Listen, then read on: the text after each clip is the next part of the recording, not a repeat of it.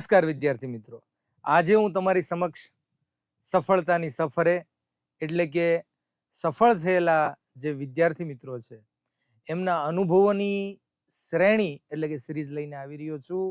તમારી સમક્ષ એમના અનુભવો આપણે જોવા છે, એમણે કેવી રીતે તૈયારીઓ કરી છે, એમને કઈ કઈ મુશ્કેલીઓ પડતી હતી અને કેવી રીતે હાલમાં જે તૈયારી કરે છે મિત્રો તૈયારીમાં કેવી રીતે વધારે માર્ક્સ મેળવી શકે અને કેવી રીતે વધારેમાં વધારે સફળ થઈ શકે એ માટે એ લોકોનો જ અનુભવ તમારી સમક્ષ લઈને આવું છું. એટલે આજે આપણી સમક્ષ અલ્પેશભાઈ છે, જે પીજીવીસીએલમાં નોકરી કરે છે વિદ્યુત સહાયક તરીકે. હાલમાં જે પીજીવીસીએલની એક્ઝામ લેવાની એમાં એ પ્રથમ રાઉન્ડમાં સિલેક્ટ થયેલ છે અને બાલાસિનોર અંજારમાં હાલ તે વિદ્યુત સહાયક તરીકેની પોતાની ફરજ બજાવે છે. અલ્પેશભાઈ વેલકમ.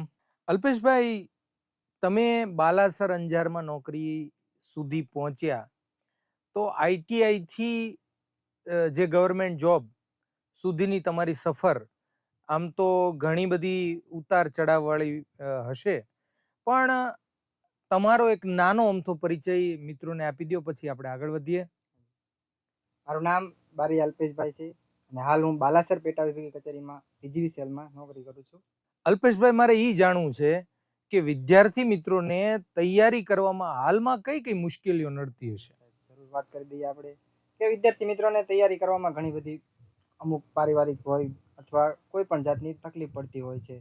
મતલબ કોઈ જવાબદારી હોય, પરિવારની જવાબદારી હોય, પ્લસ સમયનો અનુકૂળતા ના આવતી હોય, એવી રીતે ઘણી બધી પરિસ્થિતિનો સામનો કરવો પડતો હોય છે એ લોકોને.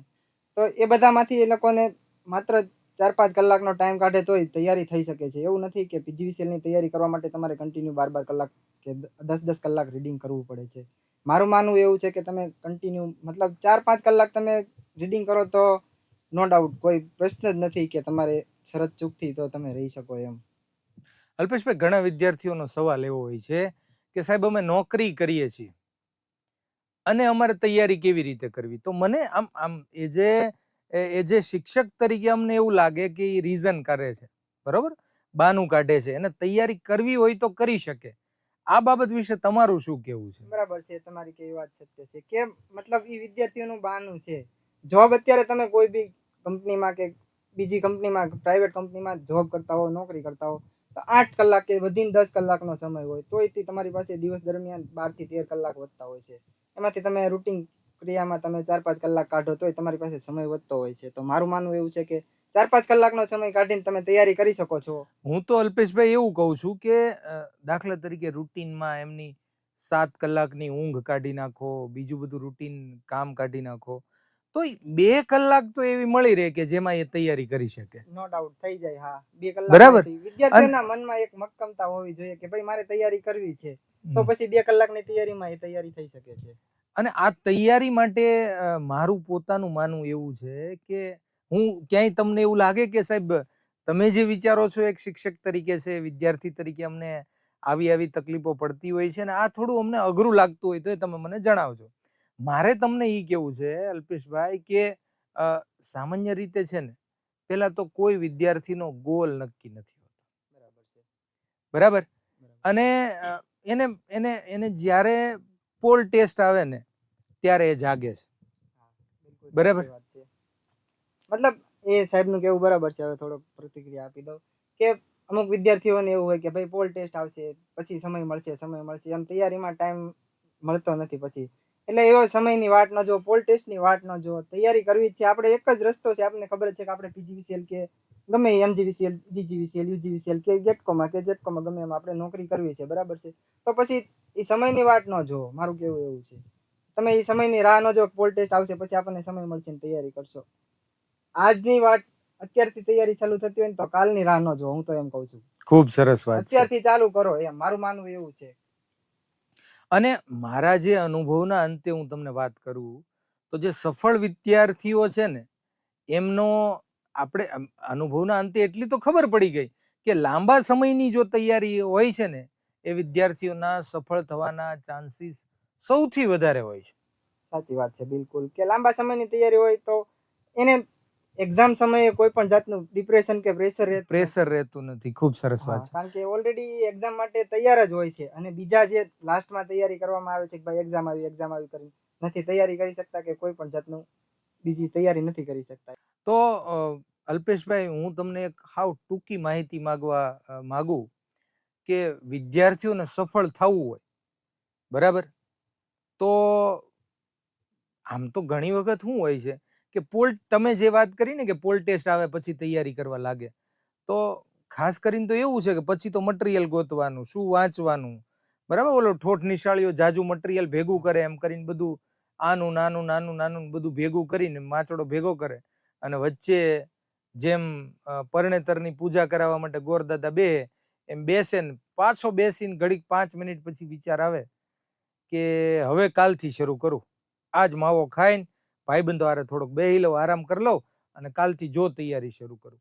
આ કાલ કોઈ દી થતી નથી. સાચી વાત છે, બિલકુલ બરાબર છે. બરાબર. અને મારે જે વાત કરવી છે કે વિદ્યાર્થીઓ છે ને એને પેલા તો ધીરજ નથી, બીજું સમય આપવા. તમે જો પોલીસ કોન્સ્ટેબલ હોય કે બીજી બધી ગુજરાત ગૌણ સેવાની કોઈ એક્ઝામ હોય કે બીજી કોઈ સરકારી ભરતી હોય ને, તો એનો જે વિદ્યાર્થી છે ને એ તૈયારી 3-3 વર્ષ 4-4 વર્ષથી કરતો હોય અને ત્યારે જઈને એ સફળતા મળતી હોય છે. સાચી વાત છે. બરાબર. જ્યારે આપણે વાત કરતા હોઈએ ને કે તમે 3 મહિના આપો, તમે 2 મહિના વ્યવસ્થિત, 4 મહિના વ્યવસ્થિત તૈયારી કરો, તો એવો સમય નથી આપણી પાસે. નો ડાઉટ ઘણા છોકરાઓ માટે કુટુંબની પારિવારિક જવાબદારીઓ હોય, બીજા બધા નાના મોટા પ્રોબ્લેમ હોય, પણ પ્રોબ્લેમ તો મારે છે અને તમારે છે. પ્રોબ્લેમ વગરનો આ દુનિયામાં કોઈ માણસ જન્મ્યો જ નથી, પહેલી વાત. પણ હા, જો તમે સફળ થાશો તો એ પ્રોબ્લેમમાં ઘટાડો થઈ શકે, બરાબર છે. તમારા જે હાલના પ્રોબ્લેમ છે એમાં ઘટાડો 100% થઈ શકે. અલ્પેશભાઈ, તો મારે તમારી પાસેથી એ જાણવું છે કે વિદ્યાર્થી મિત્રોને સફળ થવું જ છે, બરાબર, તો કઈ કઈ બાબતોનું ધ્યાન રાખવું જોઈએ ને શું કરે તો આપણે એવું કહી શકીએ કે તું ગેરંટેડ સફળ થઈશ? વાત કરીએ આપણે સફળતા માટેની, તો પ્રથમ તો રેગ્યુલર અત્યારે ક્લાસ ચાલતા હોય તો ક્લાસ રેગ્યુલર રોજે અટેન્ડ કરવાનું રાખો. એક પણ ક્લાસ મિસ ના થાય, ખાસ એનું ધ્યાન રાખો. નો ડાઉટ એવું કોઈ એવું જરૂરી ખાસ હોય તો બીજા દિવસે સાથી મિત્રો સાથે ડિસ્કશન કરો કે ભાઈ કાલે શું હતું, શું નતું ચાલ્યું, વસ્તુ જાણી લો. પછી પ્લસ બીજો કે રોજે રોજનું રોજ કરો, ભેગું ના થવા દો કોઈ વસ્તુ. એક લેક્ચર તમે અટેન્ડ કર્યો છે, એક ટોપિક ચાલ્યો છે કે કોઈ બી ચેપ્ટર ચાલ્યું છે, તો સાંજે અથવા સવારે લેક્ચર હોય તો સાંજે જઈને તમે રિવિઝન કરો, પ્લસ એને પૂરું કરો તમે ત્યાં. મતલબ વાટ ના જોવો, ભેગું ના થાય એની ખાસ ધ્યાન રાખવી પડે. બીજું અલ્પેશભાઈ, ઘણા બધા મિત્રો જાજી બધી ચોપડીઓ રિફર કરતા હોય, અલગ અલગ બુકો, આપણે કોઈ નામ નહીં લઈએ પણ અલગ અલગ બુકો રિફર કરતા હોય છે. તો મારા મત પ્રમાણે કોઈ એક બુક ઉપર પહેલા આપણે ડિસિઝન લઈ લેવાનું કે મને આ બુક અનુકૂળ પડશે, તો પછી ઈ બુક સિવાય બીજી બધી બુકોને અડવી ના જોઈએ, મારું એવું માનવું છે. કોઈ બી વસ્તુ બુક જો તમે કે કોઈ બી બુક હોય, ટેકનિકલ છે આપણે તો એમાં 1+1 2 જ થવાનું છે, બધી બુકમાં ઈ જ વસ્તુ આવવાની છે. મતલબ કે 2+2 4 થવાના છે, ટોટલી બુકમાં ઈ જ. તો તમે બધી બુકમાં આમ પેનના ફેરવીને જોવાનું, એની કરતા એક બુક કોઈ બી બુક હોય એની ઉપર ફોકસ કરો. મતલબ હું તો એમ કહું છું કે એક બુકને 5 વખત રિવિઝન કરવી, 7 વખત રિવિઝન કરવીને એ અલગ અલગ 7 બુક વાંચવા કરતા વધારે સારું છે. બેટર બેસ્ટ એક જ બુક વાંચવી જરૂરી છે. કોઈ બી તમે એની ડાઉટ નો ડાઉટ કોઈ બી બુક હોય તમે એક બુક રાખો. મતલબ તમે નકર એક બુક જોઈ કે ભાઈ આમાં નથી તો બીજી બુકમાં ખોલવાનું, તો ઈ સમય વધારે એમાં જ વેસ્ટ જાય છે. બુક ખોલવાના પન્ના ફેરવામાં જ બુક ટાઈમ વધારે વયો જાય છે. બરાબર છે, સાચી વાત છે. અલ્પેશભાઈ, બીજું મારે એ જાણવું છે કે તૈયારીમાં હું કોઈ MCQ ની બુક લઈ અને વાંચવા માંડું કે ગોખવા માંડું તો હું સફળ થઈશ ખરો? નહીં, બિલકુલ નહીં, બિલકુલ વાત ખોટી છે. MCQ ગોખવાથી કોઈ બી સફળતા મળે એ શક્ય નથી. કારણ કે તમે MCQ કરો એની કરતા તો થિયરી બુક કરો. મતલબ તમે થિયરીનો એક ટોપિક કરો એમાંથી 50 નહીં 60 નહીં 100 MCQ બને, તો તમે 100 MCQ ગોખવા બેસવા એની કરતા તો એક થિયરીનો ટોપિક કરવો સહેલો રહેશે વધારે. એટલે મારું માનવું એવું છે કે MCQ ગોખવા બેસવા એની કરતા સમજીને થિયરી કરો તો તમને 50 MCQ નહીં 60 MCQ સોલ્વ કરવા માટે સાવ આસાન થઈ જશે એ વસ્તુ. પછી MCQ રિવિઝન માટે દાખલા તરીકે એક વખત મારે થિયરી થઈ ગઈ, 2-5 વખત મેં રિવિઝન કરી નાખ્યું, તો પછી હું એમસીક્યુ લઈને હા. બેસું તો એ પ્રેક્ટિસ બની બસ જશે મારા માટે. practice થઈ જશે. હા, બરાબર છે. હાજી. સામાન્ય રીતે બેઠા જ પ્રશ્નો પૂછાય એવું જરૂરી જરૂરી નથી. નથી. બરાબર છે. અલ્પેશભાઈનું જે કહેવાનું છે એ ખૂબ સાચી વાત છે કે મિત્રો એમસીક્યુ નો ડાઉટ કરવા જ જોઈએ, હું તો એમ કહું, પણ ક્યારે કરવા જોઈએ કે જ્યારે તમારી થિયરીથી તમે પૂરેપૂરું નોલેજ મળી ગયું. આ તો કેવી વાત છે કે એક વાર્તા તમે પૂરેપૂરી સાંભળી હોય તો એમાંથી તમને એમ પૂછે કે ભાઈ પોપટ છે એ કયા ઝાડ ઉપર બેઠો હતો, આ પ્રકારના પ્રશ્નો એટલે એમસીક્યુ.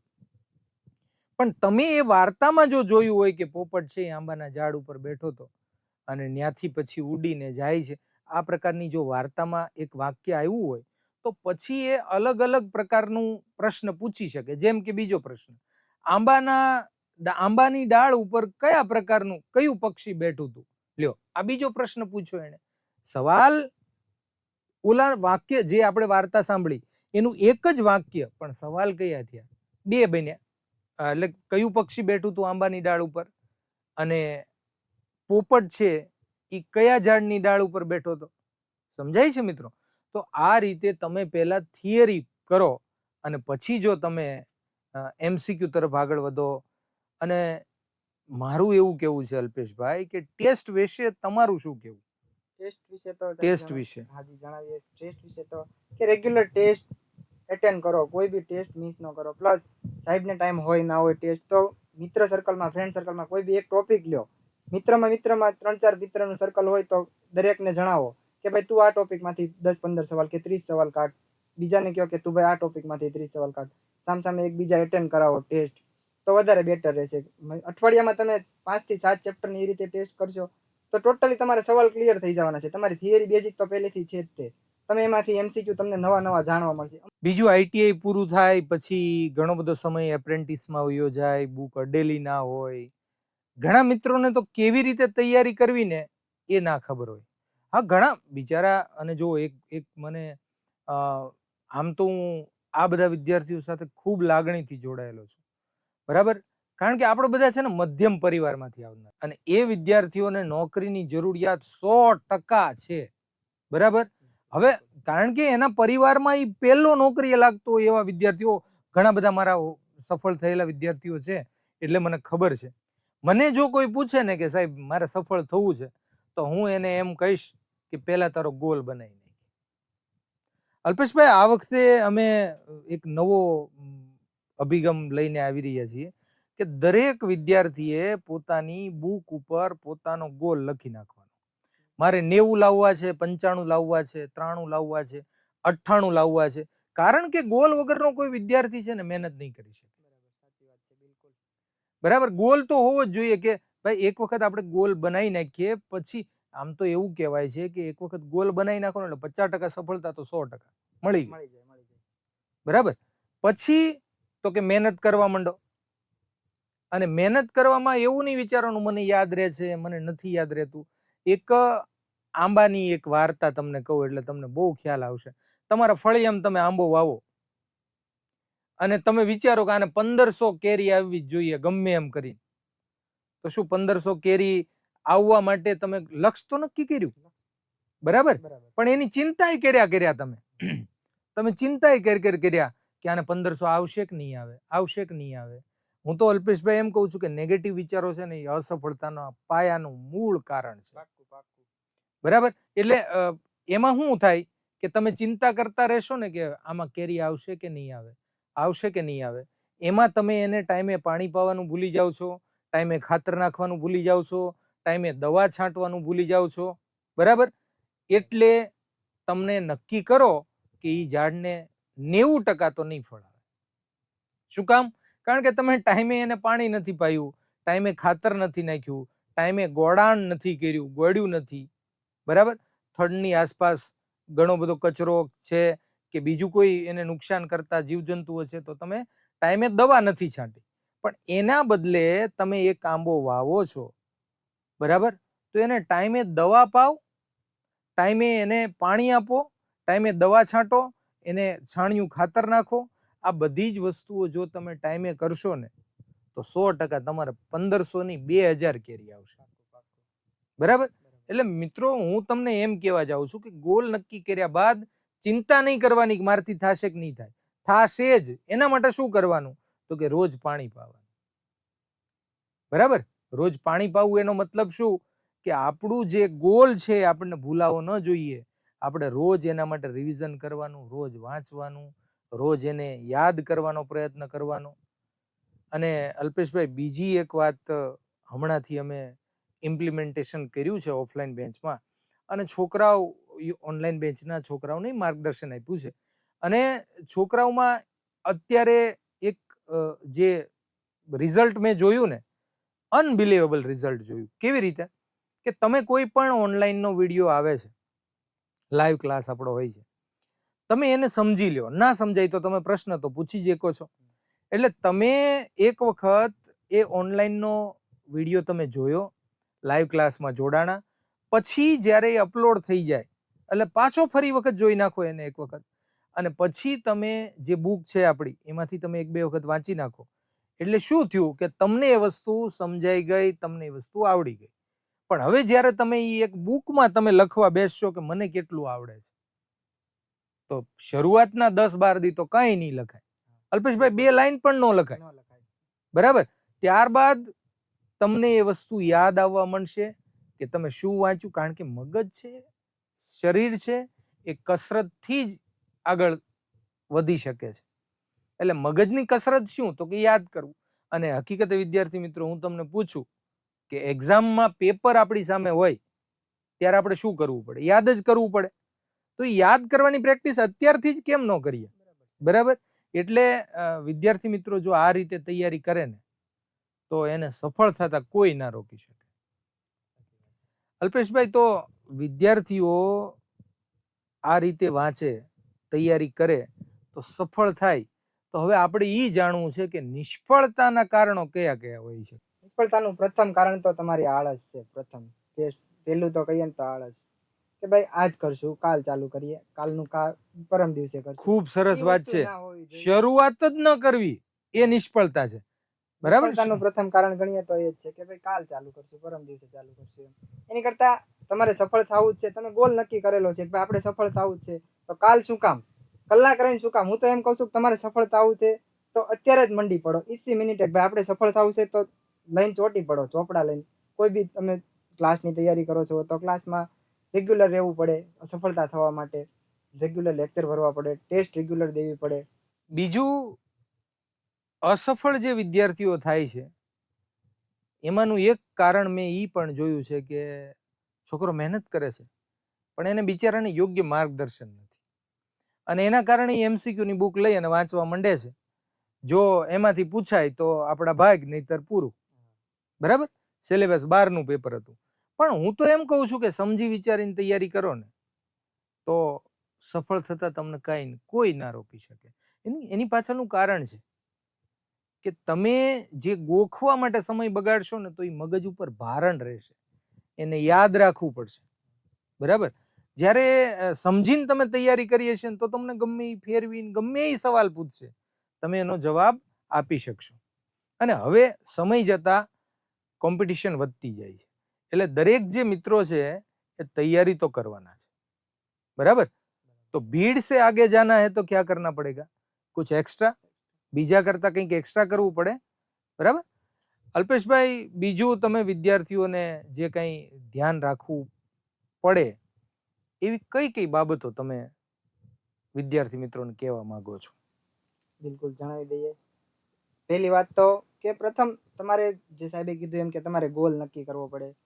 અમુક વિદ્યાર્થીઓ બહાના કાઢતા હોય કે ભાઈ પરિવારનો પ્રશ્ન છે, પ્લસ નોકરી કરતા હોય સાઈડમાં, તો એની માટે એ બધા કારણ કહેવાય. ખાલી એક માનો તો એ બધાને સાઈડમાં કાઢવા પડે પ્રથમ તો સફળ થવા માટે.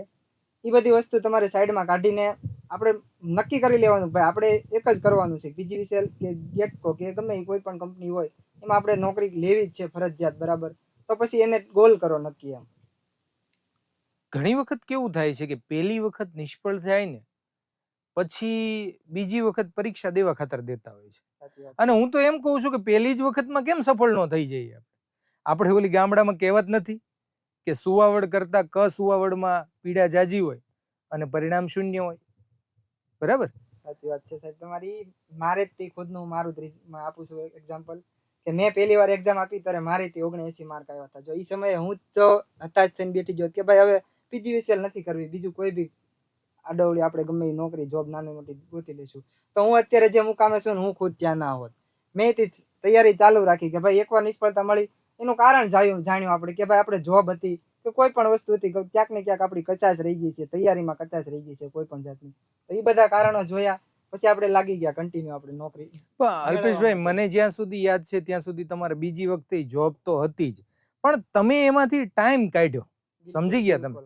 કારણ કે પહેલી વખત તમે છે ને રીઝનમાં તે રહ્યા કે આપણે તો નોકરી કરવાની છે, હારોહાર કેવી રીતે તૈયારી કરવી, આ તે. બરાબર?